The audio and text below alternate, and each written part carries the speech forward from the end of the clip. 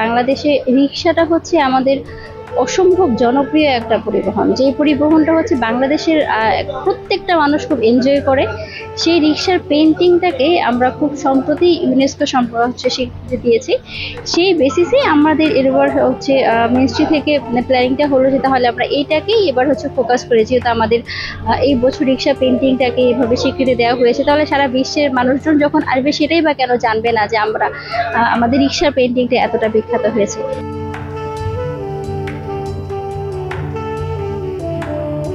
এটা কলকাতা বইমেলাতে এবার আমার প্রথম আসা। আর আমার যে অনুভূতি, বাংলাদেশে তো হচ্ছে আমরা আমরা এসে বইমেলাটা 1 মাস ব্যাপী করি, হচ্ছে সেইখানে বাংলাদেশে যত প্রতিষ্ঠান সবাই থাকে।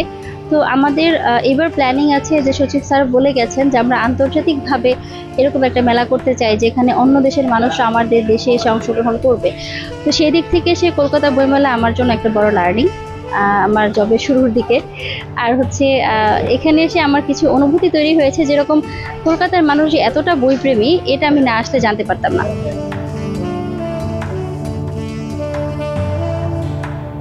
আমি যখন অন্য একটা দেশে যাব তখন তো আমি চাইবো যে আমার দেশের সংস্কৃতি, আমার দেশের কালচার, আমার দেশের মানুষের পছন্দ, আমার হচ্ছে বেসিকটা কি সেটা বিশ্বের মানুষ জানুক। তো সেই জায়গাটাতে আমরা তো যখন বৈশ্বিকভাবে কিছু করতে চাইবো, সংস্কৃতিটাকেই আমরা সবসময় হচ্ছে প্রকাশ করতে চাই।